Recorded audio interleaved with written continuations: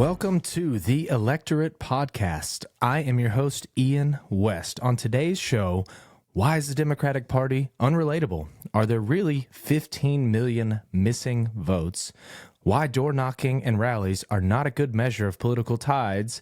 And the reality horror TV show that is Donald Trump's cabinet nominations. But first, my lovely wife has demanded that I provide a brief introduction of myself so that listeners can get an idea of who I am, because apparently that is something that people like.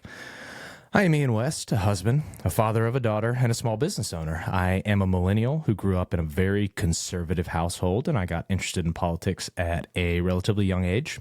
I grew up with more conservative economic ideologies, but always leaned liberal on social issues.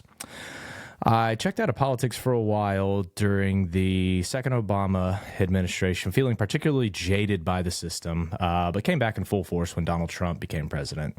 Since that time, most of my views have found themselves kind of on the left end of the spectrum, though I do maintain a relatively centrist approach to most of my beliefs. Now that the pleasantries are out of the way and you know a little bit more about me, let's get started. So, why is the Democratic Party unrelatable? This has been floated around on social media, particularly on Twitter, and a lot of this is coming from Republican strategists, Republican analysts, and we have to kind of take it with a grain of salt because they do not have the Democratic Party's best interest at heart. But some of the points are absolutely salient points that we need to discuss. So the big ones that have been popping up on social media are identity politics. People hate identity politics. Is there some level of disdain towards the Democratic Party for the COVID mandates that shut everything down for a long time? Masks, 6 feet apart, can't go into certain businesses, things like that. People now feel that Democrats are the party of the elites. Policies got far too progressive, cancel culture, the anti-masculinity movement. So that is sort of a big one, and that's probably brought on by the Joe Rogan crowd. And one big thing that's worth mentioning, and I saw a clip of this, and I had kind of forgotten about it, but during the 2020 Democratic primary for president, now this is when Joe Biden had joined. This is a debate with 8 candidates up there. I mean, there were Eric Swalwell, Joe Biden, Elizabeth Warren, Kamala Harris, there were tons of them up there. And the question was, the moderator asked if they supported providing free health care to undocumented immigrants. And sure enough, they all raised their hands. And I got what is more or less a standing ovation from the crowd for that, thinking this is such a great policy. They're so woke, they're so progressive. And that is sort of a microcosm of kind of the way the Democratic Party shifted after Donald Trump got elected. But all of these are salient points, I think. Becoming a party of identity politics is not it's not the way to get the undecided voter. I think if you asked people in a vacuum whether or not they supported a lot of these policies, they would tell you, yes, absolutely. There's no doubt I support that policy. But at the same time, that is not their primary focus. Identity politics is not what people are looking for when they want to select a presidential candidate, right? And we saw that with the top top issues that voters were facing heading into the 2024 election. So 100%. Trans rights are human rights. LGBTQ community should have every right that every other American does, and no member of our society should be marginalized for who they are as a person. Absolutely. But that cannot be, as a party, your defining message. We can do those things, we can create those policies, but in order to capture the larger portion of America that it takes to get elected to that higher office, we've got to speak more to what is important to them. Now, COVID mandates, I saw that floated around. I don't know. That seems like a bit of a stretch at the time. And I've said this before, and I'll say it again now. But for COVID, I'm pretty sure Donald Trump would have won the 2020 election. I think that was ultimately what sunk him. So I don't think that people really, and sure, I think people maybe look back on that and say, okay, yeah, that went on for too long. Too many restrictions, all this. We needed to get back to a normal way of life sooner. But I don't think that was kind of the driving force or a driving force. And most people, I don't think, really remember it. Democrats becoming the party of the elite. I think there's definitely some of that. And I don't necessarily mean elite in the way that some people might think, elite, not necessarily businessmen and billionaires and all that, but elite in terms of sort of the, education or party elitist or people who think that they are, extremely well studied or experts in the field and all this, trying to get into an arms race for policy for who can come up with the most woke policy or the most progressive policy that helps such a microcosm of the United States and feeling like they've won an award or pat themselves on the back. Cancel culture. Yeah, I definitely think if you asked your average undecided or working class, middle class voter, has cancel culture gone too far, you'd probably get across the board yeses. I mean, it's just, if you said something that was considered not above board or tweeted something when you were a kid or whatever it was, that gets kind of thrown to the forefront, and the idea that you can be canceled for something that you said when you were younger or dumber or just making a joke that's not something that people relate to. Now, obviously, there is a line, there is a threshold that you cross, but a lot of people feel like that has been taken too far. Anti-masculinity, and that is a big one that you can see it particularly among young male voters. They feel like they are losing their identity as men. They feel like they are being emasculated. And, Joe Rogan is somebody who speaks to them.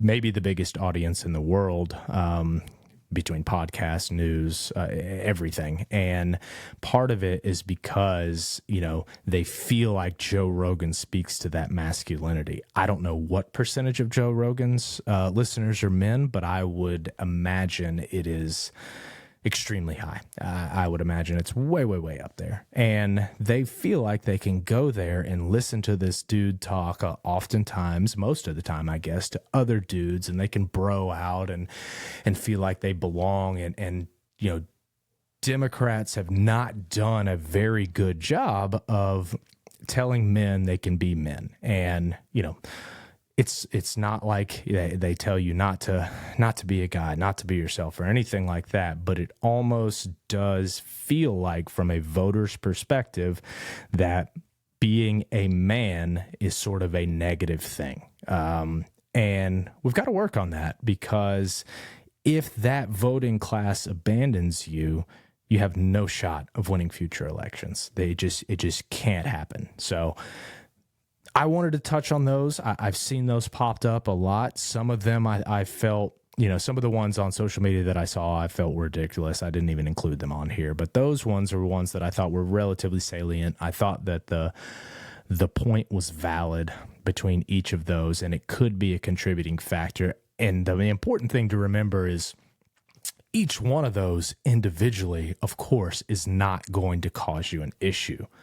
But when you combine all those together over the last 4 to 8 years, the party begins to have this sort of perspective, or people have a perspective of this party as something that just they can't relate to. All of this feels like something that they can't be a part of, or they don't belong there. And the Democratic Party used to be the big tent party. Come one, come all, welcome, and be a part of this. And that's not really the case anymore. People just do not feel like they are part of what the Democratic Party is today. Another thing that I saw on social media, and I've heard some other podcasts talking about this as well, is this 15 million missing votes thing. And when I first became aware of it, and I really didn't pay it much attention, I saw some of the liberal influencer Twitter accounts posting about it, and at the beginning it was 18 million missing votes. Where are the 18 million missing votes? There's no way we had that much less turnout than 2020. Where are the 18 million missing votes? And then it became, maybe 4 or 5 days later, okay, well, some of them are bad. Where are the 15 million missing votes, right? Where are the 15 million missing votes? There's no way we Democrats, we heard record turnout here and there and all this. There's no way we had that much less. And then a few more days go by, and that number goes down to 12 million missing votes, right? And then down to 10 million. And this should have triggered somebody, or these people who are perpetrating this claim, to say, maybe I should look into why these votes are rolling in, or why this discrepancy is going down. But I actually saw some reporters snag onto this and say, retweet or post or just, nobody really reported on it. Nobody really wrote an article, but I did see it bouncing around some reporters on social media. And that's when I really kind of got like, okay, geez, guys, like, just do a little bit of research, because at the time, and you could easily just go on NBCnews.com and track the election and take your, what's the state with the biggest population in the country, and just whip yourself out to California and look at how much of the vote. And at the time when I first did this, saying, okay, well, this is actually, people are actually talking about this a little more than I expected, it was like 55% of the vote. And I guess this was at like 15 million, and then it went down to 12 million, and you were up to whatever percentage. But now we're at something like 89 or 90% out in California, and the votes have rolled in. Kamala Harris has closed the gap. By the time the election is done, the expectation, I think, is that she will have lost the popular vote by roughly 1.5 points. Very close margins, all things considered. Obviously, it seemed like a bigger landslide because the swing states all went in favor of Donald Trump. But I thought it was interesting that ended up getting picked up by some political reporters who just could not do the simplest thing and go look at the map and see what our lovely states out west had reported so far. When the number was going down every time you wanted to, update people on this conspiracy, that should have triggered some alarm bells. And I guess it probably has by now, because that 18 million missing votes has probably made its way down to like 2 million or something like that at this point. I haven't seen it talked about as much as before, but it's just something I wanted to mention because I did find it pretty funny. And we always said that, after 2020, we're not the party that's going to say the election is stolen, right? We're not the party that's going to storm the Capitol and demand the election be overturned in our favor. And then as soon as we lost the election, sure enough, some Democrats were, basically trying to imply that there was a grand conspiracy to steal the election. So just wanted to cover that. Next topic on our list is door knocking and rallies. And this is okay. So this is something that I talked about with, I'm in North Carolina. So this is something I talked about with people who are in the party in North Carolina, whether that's candidates running for office, candidates not in an election year, but helping others run for office, members of my local county's party, North Carolina Democrats, all of them. And myself and one other individual were kind of in the same arena, in that we were like, okay, polls have historically underestimated Donald Trump, right? So 2016, basically all the way through 2022, where it kind of flipped the other way, polls have underestimated Donald Trump and Republicans. In this particular instance, it felt like most of the down ballot stuff, House, Senate, all that was pretty close to being accurately predicted. But we once again underestimated Donald Trump. And myself and this other individual, this was our whole thing going into is like, the base is going to turn out for Trump. We know that. But all the undecided voters, all the middle class voters Trump has always been underestimated when it comes to getting their vote. And we got assured that, oh, well, you haven't been there when we're door knocking, and you haven't been there when we're doing canvassing or phone banks or all this. People are excited. They're ready to get out to vote. Have you seen Kamala Harris's campaign rallies? They're huge. They're way, way, way bigger than Trump's. People are getting bored of Trump's. They're leaving. Kamala's exciting. It's fun. Everybody's energized. I even had some people telling me that this is the most energized the Democratic Party has been since Obama in 2008. And, I kind of just a little bit rolled my eyes at that. And, the Kamala Harris campaign was joyous. It was wonderful. People were excited. Part of that being because we thought we had no hope. And then in almost the 11th hour, we were given a shred of hope. But it did not compare to 2008. I was in college in 2008 at East Carolina University, and I remember, not just yard signs back then, not just, seeing yard signs and seeing Obama's rallies and stuff. People were wearing shirts constantly. Everywhere I went, there was an Obama shirt. Everywhere I went, there was an Obama bumper sticker on the back of a car. He was like a fucking rock star, right? That's like, and Kamala Harris, again, ran a good campaign. She captured some of that, but it was nowhere remotely close to that original Obama campaign.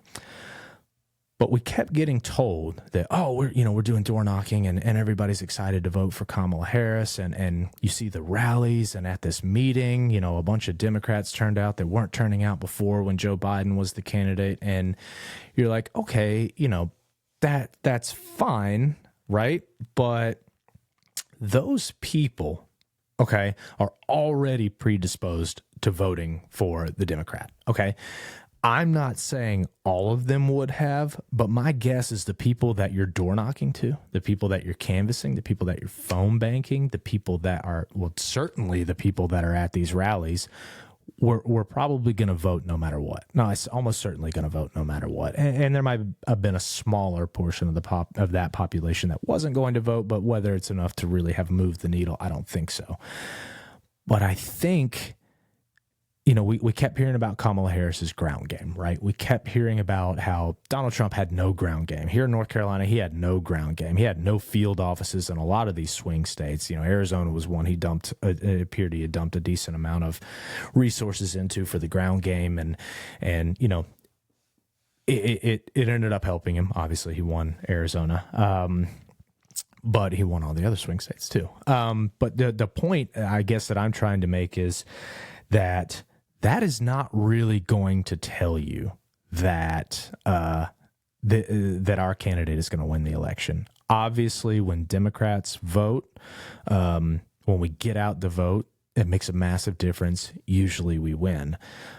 But seeing excitement, seeing joy, seeing all that from the people already predisposed to voting for Democrats is important. It's great. It's awesome to see because everything was fucking dire before that.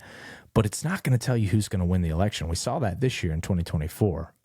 We saw that that didn't turn out to be an indicator of success at all.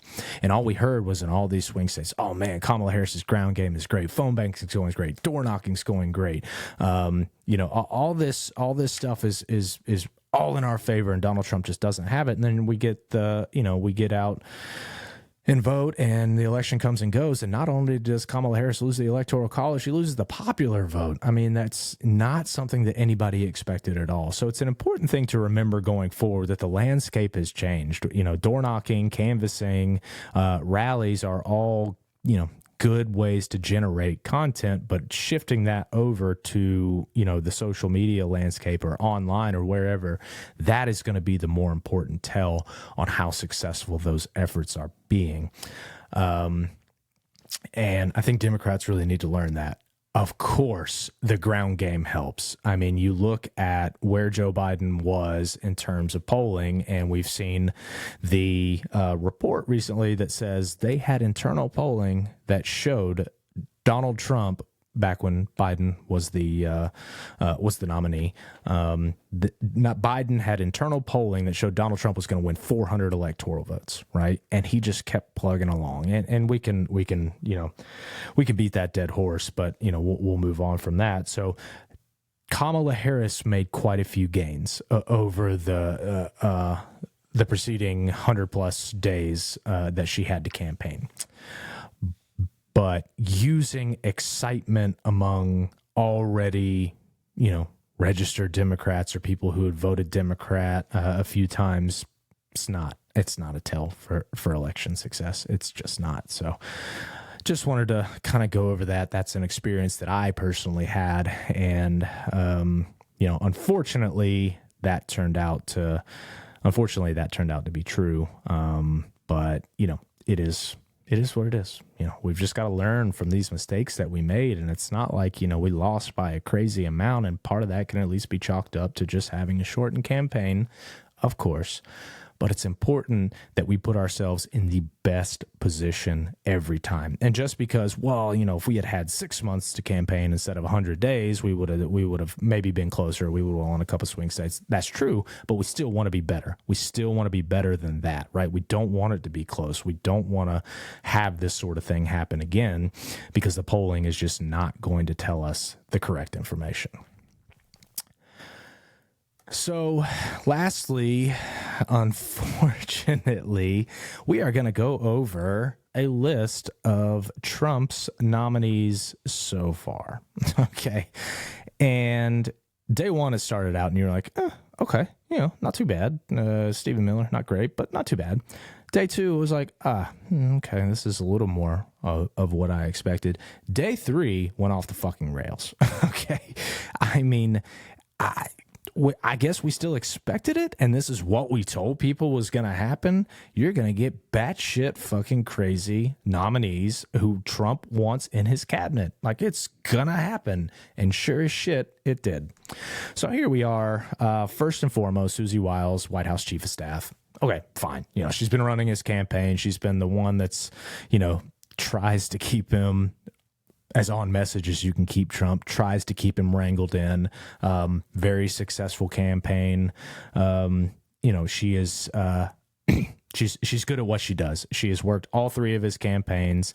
He has, everyone I think would agree, overperformed in each one of those. She's a talent. She's a talent with Trump. They work well together, so that's not surprising. We went over this on a previous episode. Stephen Miller, Deputy White House Chief of Staff for Policy. This is dangerous, and him coupled with one of the Homan that we'll talk about in a little bit is extremely dangerous. Stephen Miller is a hardliner on immigration. We know this, and I went over that a little bit before. He wants denaturalization, mass deportations.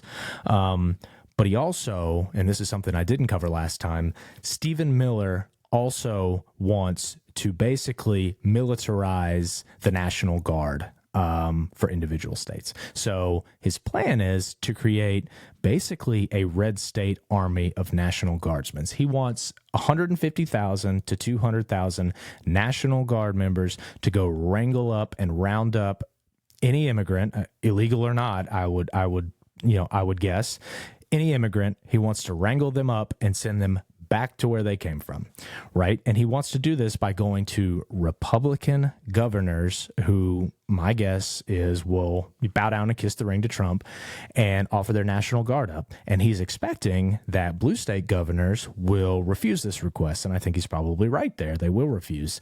His plan is to send red state National Guard, borderline militia, into the blue states to do the job for them. That is borderline Civil War territory, right? That is dangerous, dangerous, dangerous. And on top of that, my guess is, based on what Trump has said in the past and Stephen Miller has parroted, he will withhold funding in case of disasters or anything like that from these blue states if they don't capitulate, if they don't give him what he wants. And Stephen Miller he's going to be very dangerous. And, the idea of creating a militia out of National Guards is, it's something. Next is, and Stephen Miller does not require Senate confirmation. Next is Mike Waltz, National Security Advisor. For Republican, he's been a loyalist for Trump. He has, sort of echoed Trump's sentiment on the woke military. He's member of the House of China Task Force. And he is, he's just, he's about what you'd expect from a Donald Trump appointment there. Tom Homan, the other piece of the puzzle when it comes to Stephen Miller. He is being appointed the border czar, does not require Senate confirmation. So he has parroted most of Stephen Miller's points. He wants to run the biggest deportation operation that this country has ever seen. He and Stephen Miller want to begin this process day one, wasting no time. This is going to be their pet project. This is going to be what they do and get going right off the bat. So he was significantly involved in the Trump administration's family separation policy. And he has said that ICE will implement Trump's deportation program in a humane manner. Well, they have both parroted the basically setting up where effectively they call them holding camps, but they are, detention centers at the border to move them, saying that they're not going to separate them. We know for a fact that Trump doesn't care. They don't care. They'll do it if they have to. Lee Zeldin, EPA agency administrator, New York rep. He has no environmental protection experience. I don't know why he's being given this other than he's a Trump loyalist, which seems to be the minimum, if not only requirement for getting any one of these positions.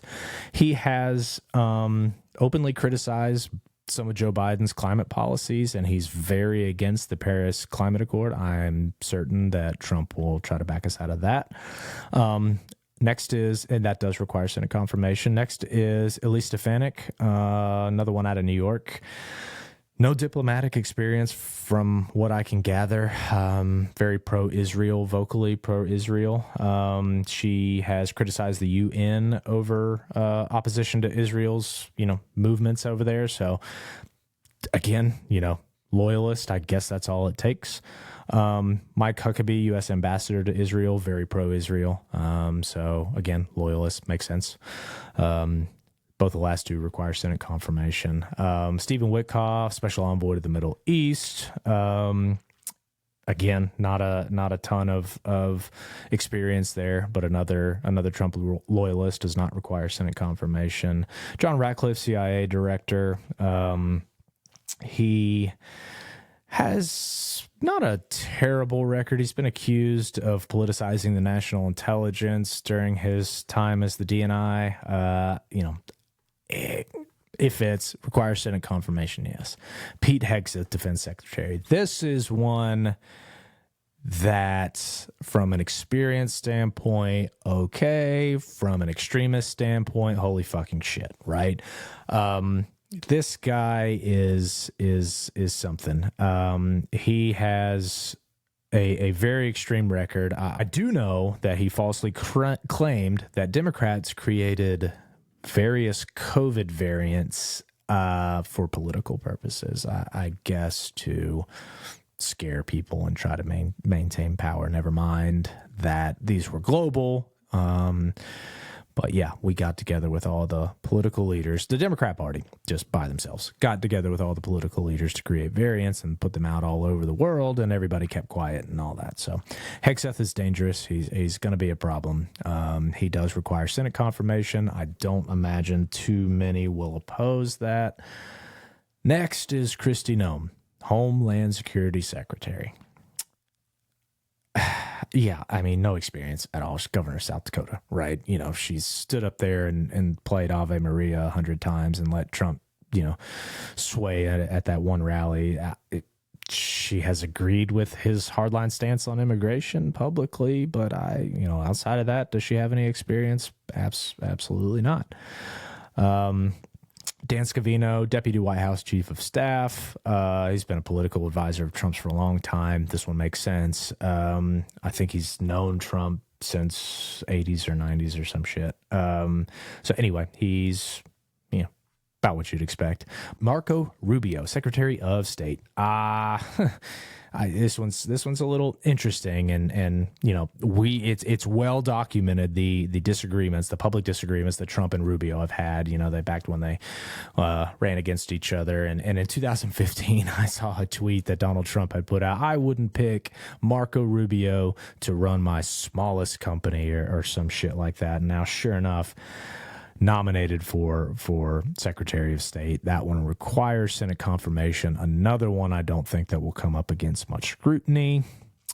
And then there's this one, Tulsi Gabbard, Director of National Intelligence. Holy shit. Director of National Intelligence, Tulsi Gabbard, former Democratic primary candidate for president, grew up in a fucking cult, and is absolutely a Russian stooge. National Intelligence, Director of National Intelligence. This one is dangerous. This one is dangerous, everyone.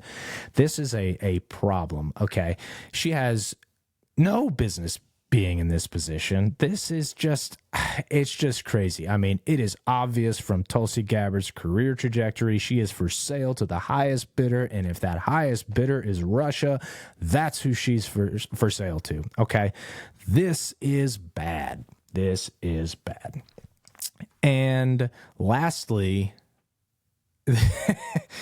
Matt Gaetz, out of fucking nowhere, Attorney General of the United States of America.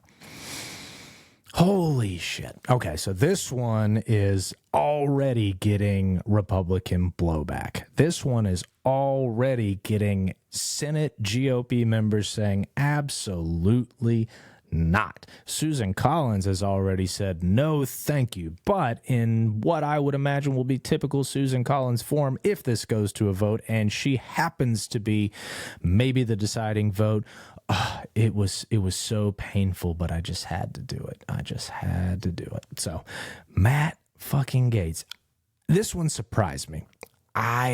This one surprised, and maybe that's on me, right? A adjudicated rapist selecting a pedophile and sex trafficker as Attorney General.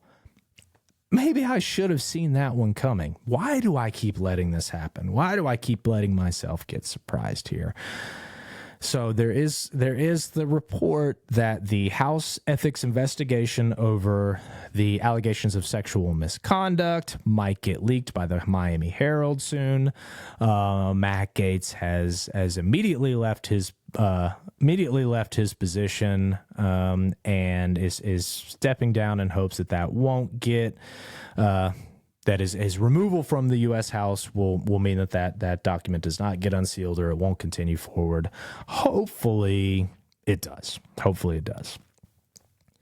Oh, man. And we called it, right? But we're just coming in. Robert F. Kennedy Jr. is being nominated for Secretary of Health and Human Services.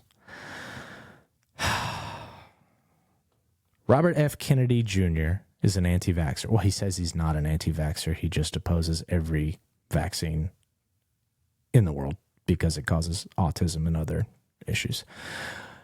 He was publicly stating that he would support a total ban on vaccines. Not getting rid of the vaccine mandate, a ban on vaccines. So if you wanted a vaccine, you couldn't get it. Robert F. Kennedy says, no, you can't have it. Okay. He says, no, thank you. No vaccines for you, whether you want them or not. He has also stated that COVID was a Chinese bioweapon created to target Caucasians and black people. Yep. He is, he's just a mess, right? He is a mess of a person, and in charge of Americans' health. I believe it was, who was it? I believe it was Lutnick. Yeah, I believe it was Lutnick, and it was Caitlin Collins. She was asking him directly, and just for anyone who doesn't know, Howard Luck, the co-chair of Trump's transition team, and this was back before the election, but he was asked directly by Caitlin, so he's not getting a job for Health and Human Services. Responded, no, he's not getting a job for Health and Human Services. Caitlin followed up and asked direct. He would not be in charge of Health and Human Services. Lutnick said, no, of course not. And here we are. He has been nominated for Director of Health and Humans, or Secretary of Health and Human, the Department of Health and Human Services. This one is very problematic. This one is probably as dangerous as the Tulsi Gabbard selection. You know, he's going to be in charge of people's health, of people's health care. He has stated on the record that he would not oppose, or he might even be pro an abortion ban. Couldn't give a fucking reason why, just because, I guess. So he will attack your health. He will gut it. He has said he wants no more research and development into pharmaceuticals or medications. He would put a pause to it for 8 years. I mean, some of this shit he's obviously not going to be able to do, but this is how dangerous it is. This is how ridiculous he is. This guy's not a doctor. He's not a healthcare professional. None of this. He falls for conspiracies. He's just gone completely off the rocker as he gets older and older. And it's going to be dangerous. It's going to be dangerous. You know, it's going to be dangerous for women. It's going to be dangerous for men. It's going to be dangerous for all demographics, all sexes, all gender, like everything, just everything. It's going to be a problem for. He is going to try to rip apart our healthcare and just destroy it. And this is who Donald Trump said he was going to get. This is who Donald Trump said he was going to be when he gave you all these campaign promises and said this shit offhand and he won't do that. That's just Trump riffing, blah, blah, blah. You should have believed him. We should have believed him. Well, that's all we've got for now. I'm sure we'll dive into these cabinet picks here more as more come and as we get closer to the Senate confirmation hearings on them. But thanks for checking us out. We will be back with another episode probably next week. So thank you so much. You can find the Electorate on all the major platforms.